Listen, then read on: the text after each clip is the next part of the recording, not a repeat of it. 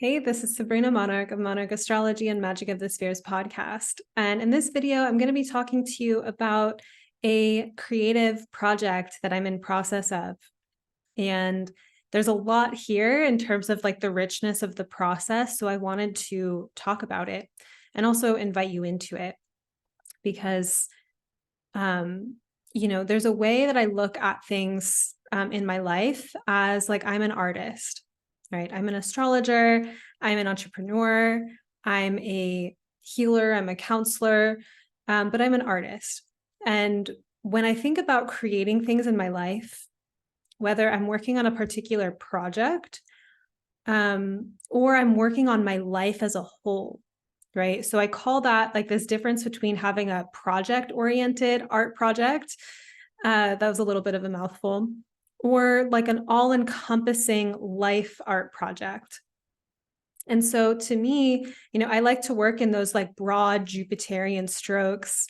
I have a lot of Pisces, right? And from a traditional perspective, Pisces is ruled by Jupiter, and I've been taking that lens in the last few years. So when I want to create something in my life, I come up with a vision and then I work to bring that vision into reality. And I find that there's, if we're approaching life as artists, we often need to find like a concept or a vision or our way into a project that really resonates with us, right? That is natural to us. But that also, I think, if we're looking at it from like a manifestation or creation perspective, we're building some kind of bridge between this current moment and what we imagine could be. So I'm going to be talking to you throughout this video about these deep experiences I've been having with Mars, with my natal Mars, how it's been connected to this prayer around vitality, and how it's currently morphing into a program that I'm going to be launching soon, as well as a particular visionary working that I want to share with you that I'm in process of, which is about leaving behind alienation and moving more into a proper kind of center position in life.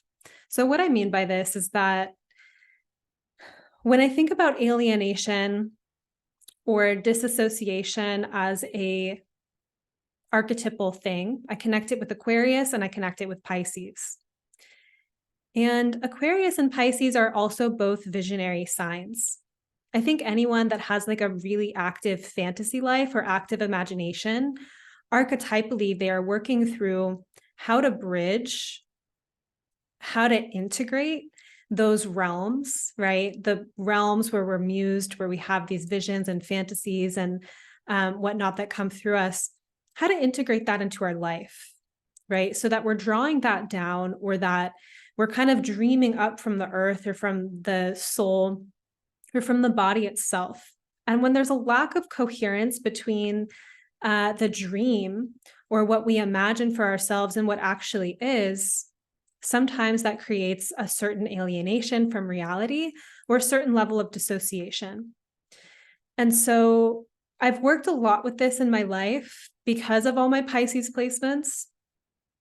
And I'm reaching some levels of embodied clarity about it. And I really wanted to share this part of my process while I'm in it and while it's like hot in my system.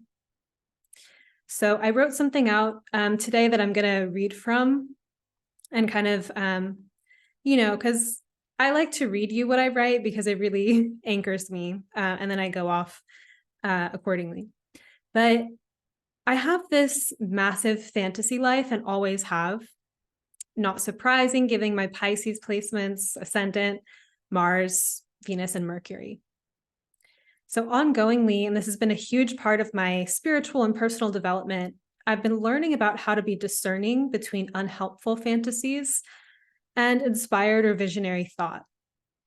The way I see it, everyone has some level of fantasy even in operation, because we're always interpreting stimuli. We're always interpreting the events in our life based on our subjective filters.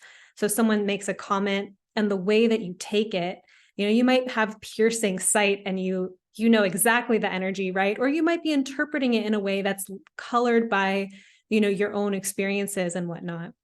So getting really intelligent and like self-aware about what our fantasies are and changing them, right? Waking up from illusions, but also having helpful dreams is something that I really do think about a lot and practice.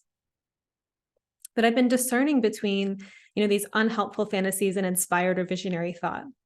I've been learning how to weave inspiration into my life, how to be moved by my visions, how to live from them, and how to then reach stunning heights of experience. I love the arc of the adventure that my intuition and my visionary life takes me on. The world opening experiences that I have from following my visions and acting out on them. I've also been learning how to let certain fantasies fully die, like the ones that would loop me into a delusional life, ones that loop me into investing my life force into non-substantial things, like situationships or what have you. And all the while, inside of this discernment process of fantasy versus reality, I realized I could never quite kill, nor should I kill, this part of me that lives in two realms at once, right? The realm of dream and vision, that kind of Piscean space, and reality, right? We know Pisces to be one of the double-bodied signs. It very much relates to this process of having one foot in reality and one foot in the dream. And so even in my process of sobriety, of kind of waking up from those unhelpful fantasies, this part of me that has visionary tendencies can't, and I don't think should, die, right? So I've really kind of been putting this part of me through the fire in some sense and seeing what remains. And then the last 6 months or so, I've been engaged in a living prayer around my vitality, which is a Mars theme. And there's going to be a Piscean connection in a moment here because my natal Mars is in Pisces. So this prayer around vitality began in the aftermath of a sequence of difficult events. I temporarily had no interest in anything, even astrology, and this scared me. And I was in this overall kind of freeze state. I felt very deeply retracted into myself and like unable to access spontaneity and play. And I was not without a support network or help from friends, but I did find that I had to pick myself up off the floor and engage in daily tasks that didn't feel fun or glamorous, of rekindling my fire from a pile of embers. Right. So of course I wanted to go straight away to like the fun, magical life and just the high and whatever. But it's like I had some groundwork to do. And a lot of that felt very chop wood, carry water, knowing I was eating well, exercising, tending to things. But I also started to appreciate during this time every little glimmer of excitement because I had this moment of feeling just so disenchanted, so empty, so uninterested. Every little glimmer of excitement was suddenly like very valuable. Like I wasn't taking it for granted. I also went deeper into my fitness by working with a personal trainer, and I started to purposely feed my excitement and my aliveness and my impulse and my spontaneity again, even if that led me into a lot of places that felt really vulnerable to the part of me that wanted to stay safe or stay in a shell. And I gave this entire process of coming alive a holistic category of vitality, right? I wanted to feel energized in every way. This is, I think, interesting to note also the relationship between absence and dream, right? That in absence, we dream of fulfillment. And dreaming is a vehicle that moves us. And I think I feel that extra intensely because my Mars, which Mars is the archetype that relates to what motivates us, what activates our fight, what gets us out of bed in the morning, what even makes us want to live. And so, of course, my relationship with dream and fantasy is part of that. But then also during this time of, emerging from freeze state and kind of picking myself up off the floor, I began working toward this dream of living in Greece. I went there the last 2 summers and was just, I'm in love. There's something about the land, really, especially that calls me. I've never, I've loved lands and places before, but the way I love Greece was just beyond. And it was very in my body for me. It was like a kind of all-encompassing ecstatic experience, as well as like even the plants in Greece, like directly penetrating me, penetrating my heart. Like I later found out that herbalism or herbalists have like a heart connection to plants that helps them receive messages from plants. But I think I experienced that the first time in Greece. So to me, moving somewhere because my body lights up, it's like, that's a fair enough reason, like, why not? My work is online. I love adventure. I want to go do it, So I started to dream of that. But I was holding that dream at the same time that I was like really kind of down and out in other ways. So there was a little bit of a chasm of like, not that happy in Portland per se. Started out in this kind of like low spot, and then I have this big dream. And the more that I've been working toward the dream, the more and more I've been coming alive. And it's a big suspense point for me right now because I don't know if they're going to accept my visa. And I'm like so close to finding that answer. And it's been months in the making. But anyway, part of me dreams of just becoming nomadic, but for various reasons, like having a cat, I need a home base. So Saturn in Pisces has been transiting my natal Mars in Pisces, and that natal Mars rules my 2nd house and 9th house. So I've been going through this kind of part-time job really with the visa and all the paperwork, and even just learning how to navigate like a legal process in a foreign country is like one of the most confusing things I've ever done. But I also, was having to prove my income, 2nd house theme, to be able to travel and live abroad, 9th house. So I was really feeling that Saturn transit there. That's one of the ways it showed up. I keep finding myself pointed back to Mars, and I've been listening. Like I know, like throughout this whole process of, okay, I'm working on my vitality, I'm working on this visa process, and it's all like financial and travel oriented. And those are the places in my life that Mars rules. Then I read this description of natal Mars in Pisces that really shook something loose in me. And it's still working me. I think when we get, part of what I love about teaching astrology and also guiding my students through more advanced teachings too, after they've gone through the intensive, and it's like we keep working with astrology, is that the deeper you get into the language, you can just hear or read one thing or kind of work with one technique, and it's like an acupuncture needle that lights up your whole being. It's a very intricate language, and it can really move a lot for us energetically. But this is from Jeffrey Wolf Greens, who is the founder of evolutionary astrology and a major part of my lineage. In his book, Pluto Volume II, for Mars and Pisces, I'll read you an excerpt.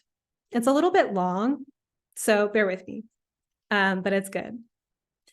Mars and Pisces will correlate to a soul that desires to penetrate and energize all of the desires that have been held in an unconscious state over many lifetimes. Penetrate and energize, like our Mars words. In evolutionary terms, Mars in Pisces reflects a soul that desires to bring to culmination an entire cycle of evolutionary development so that a brand new cycle can begin. In order for this to occur, the soul must act now on all the remaining desires that have been held at an unconscious level and thus not acted on. For this to occur, for the desires to manifest within the subjective conscious awareness of the personality that the soul creates, Mars in Pisces will energize the pineal gland within the brain. Mars in Pisces will energize the pineal gland within the brain. This gland secretes a hormone called melatonin. Melatonin does many things within the brain, including the inducement of images that emanate from imagination and fantasy. The nature of these images are ever-changing and shifting. As a result, the Mars in Pisces soul creates an energy system in which there is a desire to act on these images, with each image or combination of images reflecting imagined realities the soul conceives for itself. So that's the first part of the quote. But of course, I got excited about like, oh yeah, like I have an energized pineal gland. My third eye is lit. Okay, this is just a fact. I see lights that look like little stars that guide me in life. I have visions, and I have these really deep visualization journey experiences. I've been paving that channel of visualization for my whole life naturally. And I love to guide visionary, like visualization experiences. And a lot of, the last few years, I've been thinking, like, what's the purpose of this part of me that's so lit in my upper chakras, right? Because I go through this whole experience of, well, how do you bring those things down? So a lot of times when I am like taking actions or I have plans in life, there's a combination of my actions that are on the ground, as well as the images that I hold about them. And I work with images like talismans in my mind. Like I hold images like prayers or like altars in my consciousness when I'm being intentional, really, to support whatever it is I'm doing on the ground. And that's helped me actually really create profound transformations in my life where, if I wanted to create something that was beyond what I believed was possible in myself, I had to change my belief systems, change what I thought about myself and about reality. And I would work with images as talismans to be able to do that. And here's this other part of the quote that worked me. Mars in Pisces operates beyond or above the normal time-space continuum through which most people are defined. As a result, the imagination of Mars in Pisces souls is not limited by the awareness of pragmatic realities, circumstances, or probabilities that circumscribe most people. This is a very interesting dynamic. On the one hand, Mars in Pisces has the inherent power to manifest and make real the desires within the unconscious that appear as initial imagination. The power of belief can make probable that which would be improbable for others. On the other hand, many of these imagined realities will not manifest into concrete reality, no matter how strong the belief. When this occurs, the soul is teaching itself three things. First, that to simply imagine this or that is acting it out anyway. The desire is reflecting that which is being imagined has culminated. Secondly, that the egocentric will is not enough to make something happen, but that there is a need to align personal will with higher will. And thirdly, to also understand the nature of its desires that are reflected in the soul's need to escape from normal reality. Escapism as a psychological act of compensation relative to a reality that the soul feels an essential alienation from. Okay, because those quotes are so dense actually and so powerful, I'm going to leave them quoted in the notes so you can read them. But just to kind of summarize what that second part was saying, it's that, being a visionary and having dreams doesn't mean that all your dreams are going to come true, right? And this is a huge part of Pisces is like, or the life of being a dreamer, if you relate to that archetype, is that being a dreamer doesn't guarantee that you get results, right? So what are our dreams even for? And I've learned this in my life thus far, even because once I realized my power, like the life force, like Martian energy that I had behind my dreams and this belief I had that I could make anything I wanted happen, that galvanized me to actually accomplish a lot. But I also met places of failure, places where I couldn't make my dreams happen. And I had to leave those dreams at the altar and let them die and not die with them. right? Like how to surrender a dream without also surrendering my very will to live, like my very sense of optimism about this life. So I have, rallied behind dreams to such an extent that it's been devastating. And inside of doing that, I didn't want to sacrifice also my trust in life, right? My trust that life could be beautiful in ways beyond what I had imagined and fixated my dreams upon.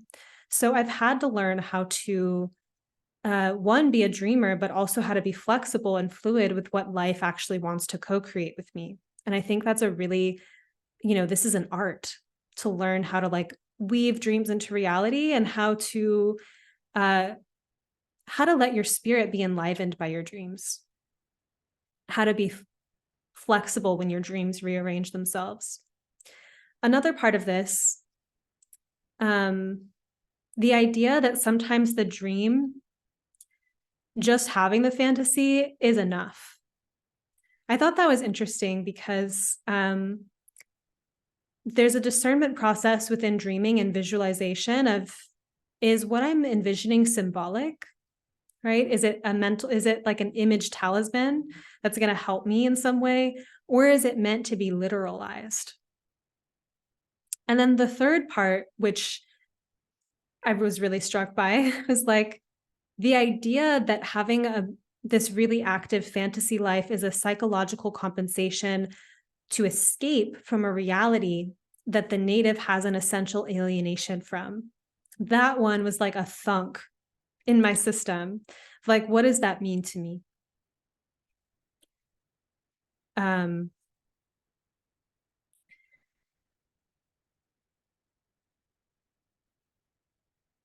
So I'm going to go back to what I wrote here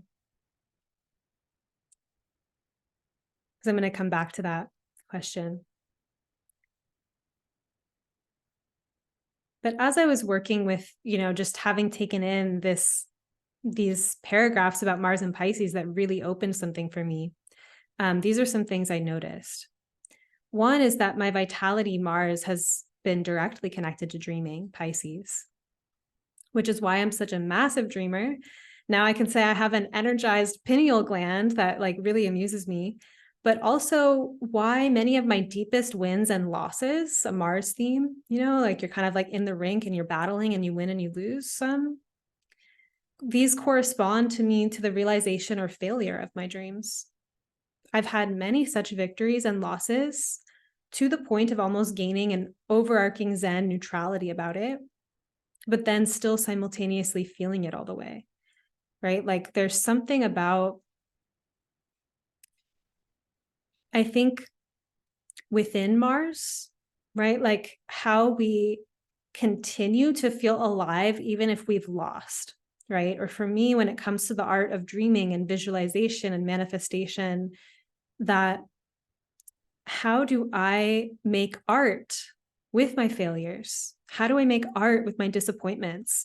That is really the main thing that helps me honor and grieve the investment I put into something and to move the energy and be open to life again. So I've started to think about, I have these really strong desires and dreams. I value them. I value desires because it's a sign of aliveness and it's a sign of evolution of the soul. But it's so much about the process and the journey and the overarching experience of life. It's not about getting particular results only.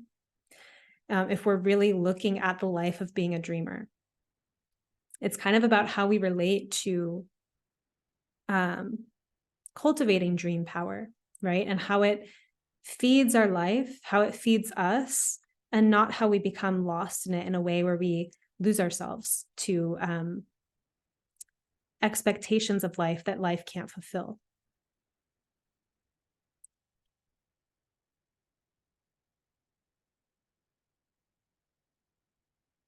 And then because my vitality is connected to dreaming, it makes sense to me that my experiences going into trance or visualization are so deep. I see things, I feel things, it moves energy in my body. And those channels are deeply energized for me. They have been my whole life. And it's something that I'm really fascinated and excited to play with, because a lot of when I want to create paradigm shift in my life, I create vision pathways for that to happen. One example that I can share with that is that a few years I was going through this whole process of just wanting to feel beautiful. I felt really disconnected from my appearance, really didn't like how I looked, and it was very painful. And I went through, some processes to work with that and to actually change it. Um, if you see videos of me from several years ago, you will see a difference in my appearance, but maybe also about just how I am more embodied. I'm on this path of being embodied in myself. But I worked with visualizations where I basically imagined all these beauty standards, uh, this pain that I had about beauty standards and whatnot as like ivy that was kind of over covering me. And I imagined it loosening and disintegrating back into the earth. So I created these images basically to support me in having an emotional release and like actually releasing energy around these things that I was holding on to at my detriment. And so I often use visualization to create possibilities that didn't exist before, or to cut and sever, which is also a Mars thing, things that need to be cut and severed, things that I need to let go of. And to me, that process of doing it in a trance state, of bringing the body and the emotional life into it, is far more powerful than just a cognitive shift.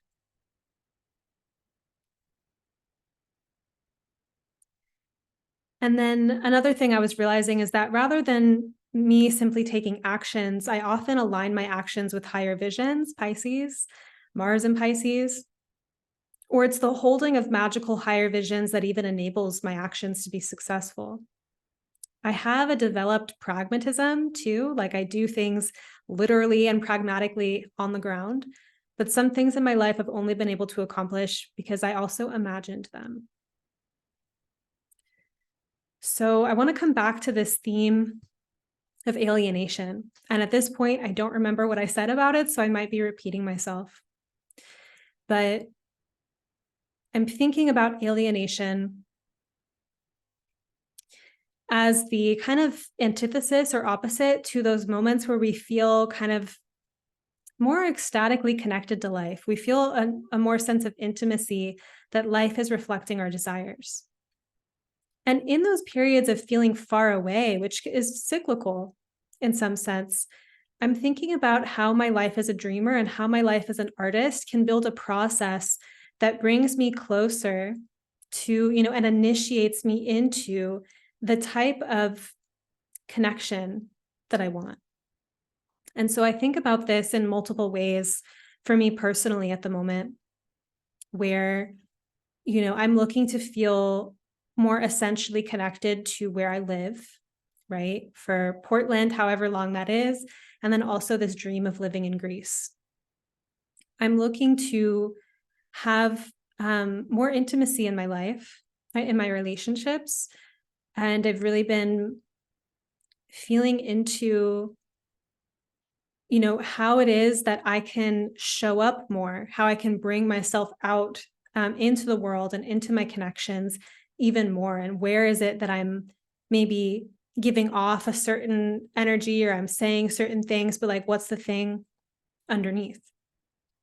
And then there's also a piece, if you listen to my book, Hungry Ghosts of Paradise, and you've heard my big stories and trials in the realm of love, I've had this experience in my life of big love experiences, big erotic, like sexual openings, kind of like hitting in my life like a meteor, like very explosive, passionate. It almost comes from out there. And I don't really like want that for myself anymore, to be honest. Like I want like a sustainable erotic life. And I think about my relationship with something like magic and mysticism and astrology, and that I'm pretty much, I can have good conversations with people. I can have a relationship with magic, and it just feels like abundant and always there. And yet, just to be quite honest, and this is like really hard to admit, and it's really not my preference that this has been my situation, but I kind of feel like I've relied on my sexual partners to basically be like really skilled, these body workers, these psychics, for me to have like the kind of experience that I want. And I've wondered, like, how do I actually embody? How do I actually become the frequency within myself to create those experiences from within, as opposed to feeling like it's scarce or like I need these like very particular sex shamans basically to be the ones that open that experience for me. Yeah, I would like to change that part of my life, right? So I think about it as what these things have in common to me, or it's kind of like my social life, or like being involved in community in Portland is not that strong right now. And part of it is because I've been traveling and like into that whole thing, and I'm trying to move again. But what I'm wanting is to feel like more centrally located in my personal life, right? Like I'm very visionary. I hold these really big perspectives. I feel connected to my work, but it's like, how can parts of me that are floating out here, parts of my erotic nature that are floating out here, like come back into me and be something that I live from, the center of? And I see this in some sense as this whole process of the antithesis of alienation. It's connection. It's being right here in the heat and the pulse of life.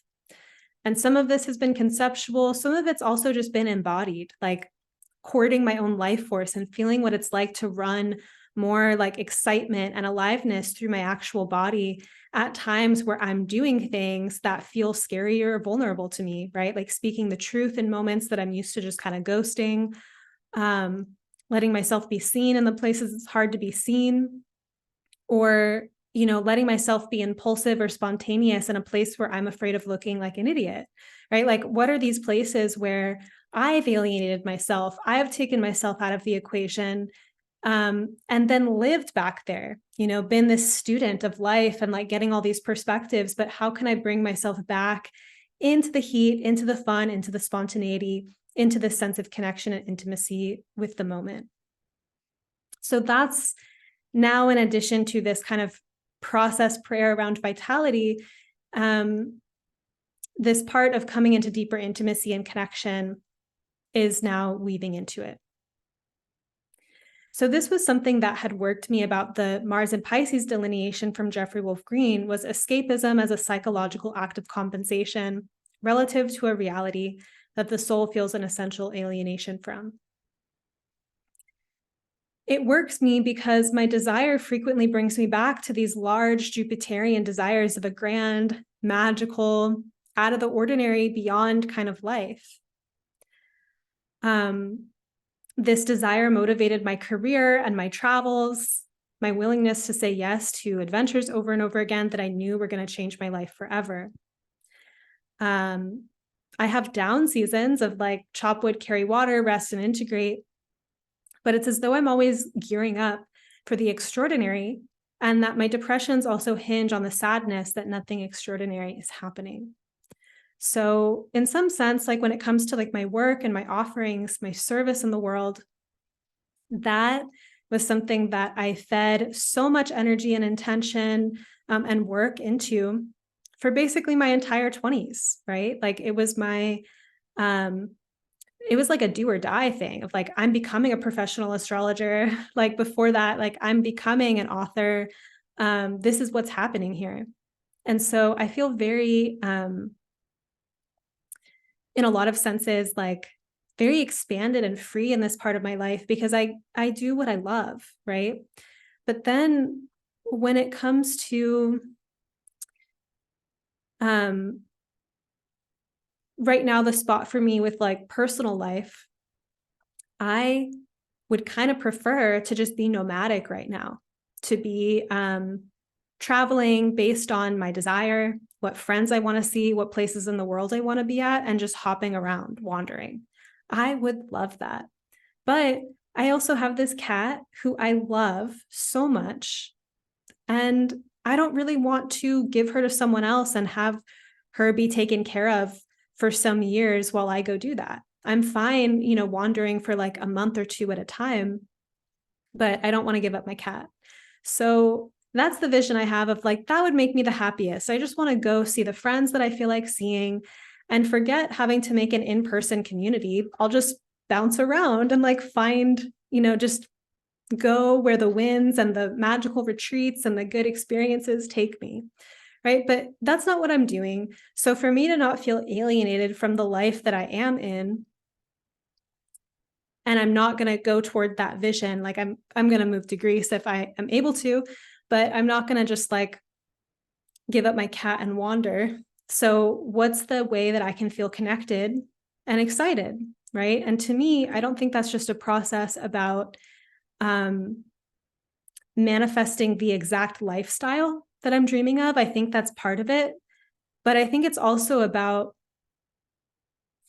the mythic embodiment that I have in my life and the way that I perceive opportunity in everyday moments. Something that I loved about traveling is that when I got used to just like making friends in these like random ways. And when I came back to Portland, I felt more open to those kind of serendipitous encounters.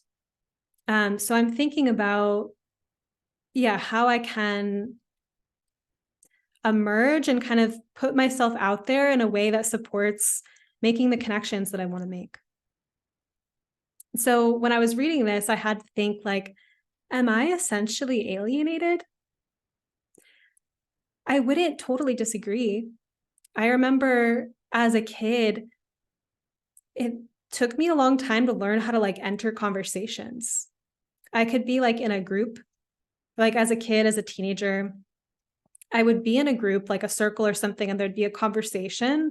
And I would be looking for a place to enter the conversation. And by the time I thought of something to say, the conversation had already passed, making my thought like obsolete feeling. And so I worked really hard actually to develop my creative channel and my writing and my ideas. And I started to learn how to put my ideas out there, like how to be, a public writer, being a writer even in college, at sharing my writing with a group of people, and then to be reflected, to have people hear what I was thinking and feel connected as opposed to alienated. So I've found my ways often from the outside or from the periphery, more into the center of experience many times. So yeah, I do recognize the threat of alienation inside of me and how I cope with it by imagining other realities and then working toward those realities. I don't think this is always pathological. What if sometimes our mundane everyday life doesn't reflect the desire nature of the soul? In these moments, we do feel alienated or disconnected, possibly. So it's like if I have this big appetite for grandness and for, big Jupiterian magical stuff, then yeah, maybe sometimes I am alienated by the so-called mundane. And I've had to work on that too, to like ground and be with it. But is there a logic to dreaming from what appears to be nothing? So let me come back to the Greek visa. I had my day at the consulate presenting my thick binder of paperwork I diligently worked on for months with the help of my Greek immigration lawyer. The man I met with at the consulate in San Francisco wanted to reject my application due to me being a sole proprietor as opposed to an employee with a company paycheck. So the days leading up to this, I had started feeling doubt about my Greece dream for the first time. I know that my plans to move to Greece spark surprise, excitement. People are like, wow, that's so interesting. Like, why Greece? And there's like a general kind of friendliness about it.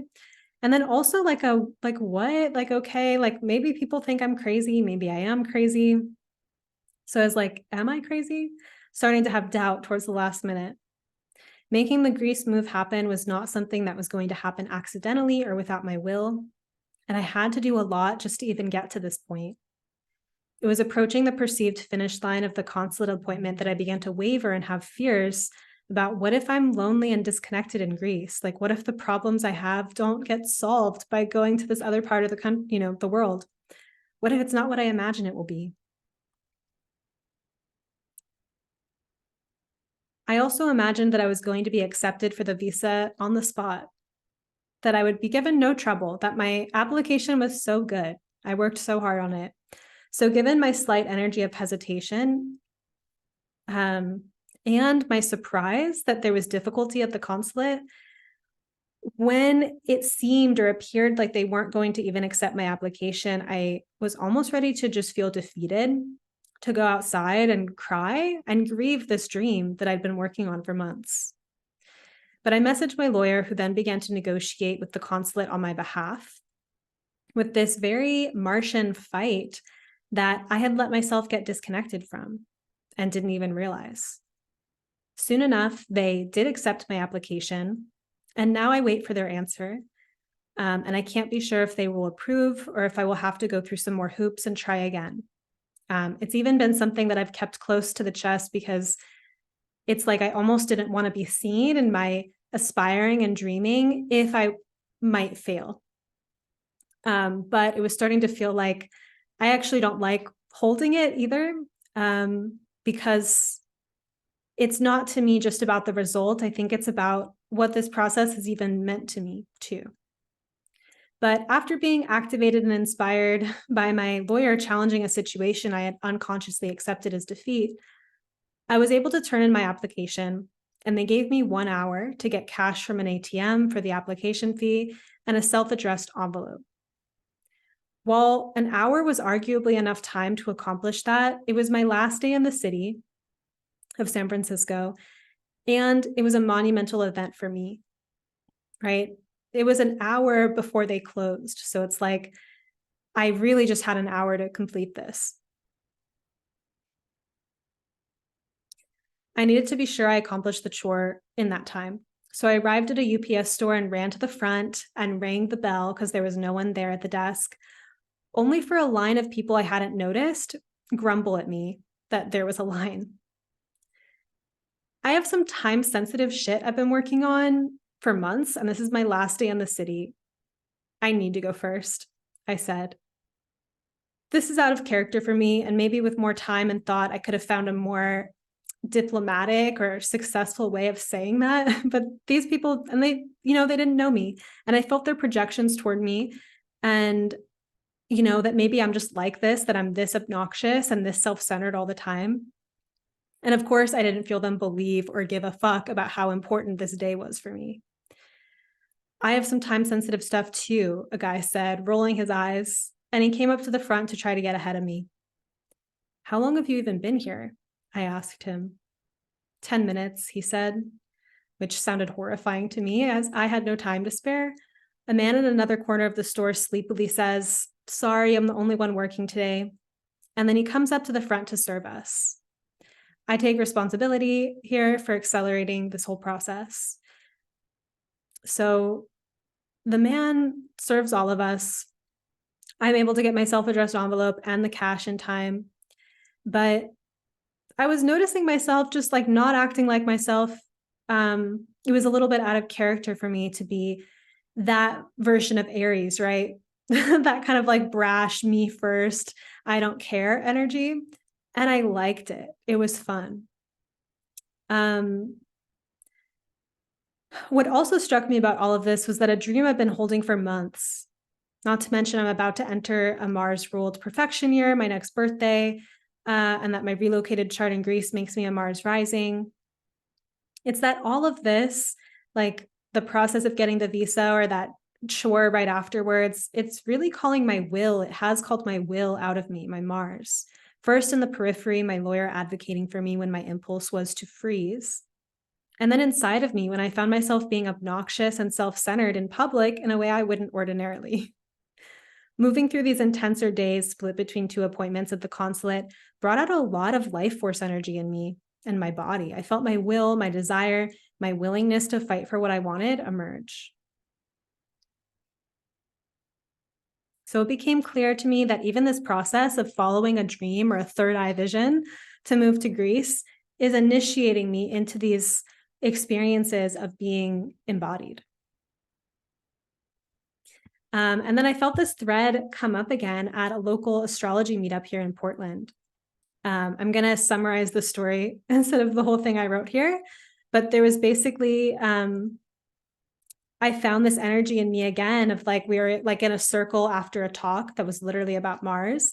And I had these opinions. I had this energy rising through my body, and I let myself be really talkative and kind of interruptive and interact with the world in a way that normally I'm a little bit more reserved, and I don't like to interrupt people. I'm very selective about when I interrupt people. It's like Mercury, Venus. So I'm like more polite around that kind of thing. But I was like, no, I'm passionate. I have opinions. I have ideas. And I had so much fun. I made friends. People responded to my ideas. Like we had conversations after the event. And it again struck this chord around alienation. I was thinking about it then of what if the remedy to alienation, basic sense of alienation, to me, it's not just this like shadow work process of like, why am I alienated? What bad or traumatic thing happened to me in a past life? You know, I have some of those ideas. That's not what I'm like working with so much. But like, what is the practice actually of coming back into that heat and pulse of life? What am I passionate about? What do I care about? What do I get opinionated about? What gets me up out of bed in the morning? And actually living from that place, even though the dissociated parts of me or the freeze parts of me are actually very threatened by that behavior. It's very high sensation to go from holding something private or keeping part of me on the inside to just like letting it out and being seen inside of it. It's not just a mental belief of like, oh, I'm going to look stupid that way or whatever. It's like an actual physical agitation, my heart racing or feeling activated. And I think that I've been feeling into the creative process inside of this and actually the mythos of it in a way that's energizing me even deeper into the heart of it. So leaving behind alienation. And this is one of my prayers, but there's something that I'm creating where I'm going to be inviting you into the holistic prayer that you have in your life if you're an artist of your life. So I'm preparing to offer a really exciting visionary working that it has been brewing in me for months. As I sit with it and the initiation it's offering, I realized it has places it wants to work me as well. One of them is that I want to heal my alienation patterns. For me at this time, like I said, it's not as much about the shadow work of like, why am I this way? But creativity and coming out that I want to lean into instead, the living question of how I can create connection in the places that I have lived in alienation or disconnection.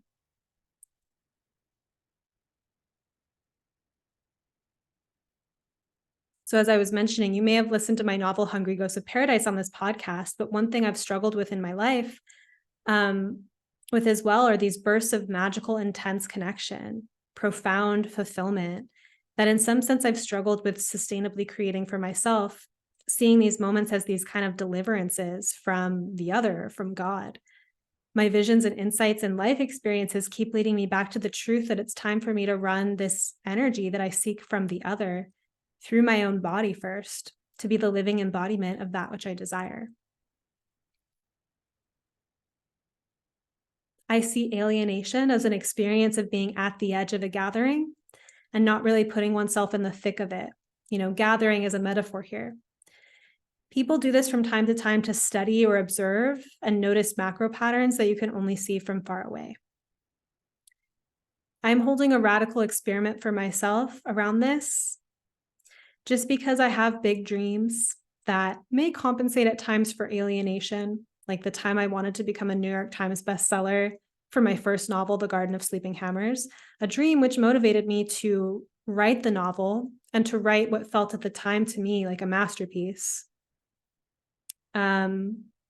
a dream that motivated me even to start having an online presence so that I would be more desirable for agents, literary agents, which then turned into my astrology blog, which then turned into my whole business. Or currently the desire to up and move to Greece because I'm in love with the land and I want that adventure. And I happen to not be that enthused about living in Portland. Maybe, and I really think there's some intelligence to these visions that we hold for ourselves and the way that they guide and move us toward things. What if my big dreams are not here for me to just be attached to them, limited, fixated on them, but for them to be medicine journeys that open me to greater possibility beyond even the ones I imagine? At the heart of these desires, whether I'm meant to manifest them literally or symbolically, is some kind of union that I'm seeking with my life and my experience, some profound, mythic, mystical intimacy with life. So I'm putting myself in the living question of what would it mean to bring myself more fully into life as a lofty dreamer, as a person who seeks transcendent or revelatory experiences, as a romantic, as a lover of Eros, as a sun Eros person? Where am I choosing, even unconsciously, to be alienated? And where does the answer live inside of me of how I choose to relate, how I choose to build the bridge and put myself in the equation in places that I took myself out of it? If you want to hear about the program I'm releasing soon, that will be about this kind of visionary creativity, and again, connected to your own prayers, make sure you get on my email list, which is linked in the notes. Also, do you have any responses to this episode? Feel free to let me know in the comments on YouTube, but you can also comment where I post about this on IG at Sabrina Monarch. You can also send me a DM on Instagram. I love hearing your responses to my shares, like I asked you with Hungry Ghosts of Paradise. And if you want to share anything with me about what you think, like how you think about the process of living in alignment with your visions, or of coming into connection from alienation, anything that you personally relate to, or what this made you think about in your life, if you want to share any of that with me, I would love to hear. So I'm going to close this out here. I forgot to say at the beginning to like this video and subscribe if you're watching on YouTube. Thank you so much for watching and being with me here throughout this, and I'll see you again soon.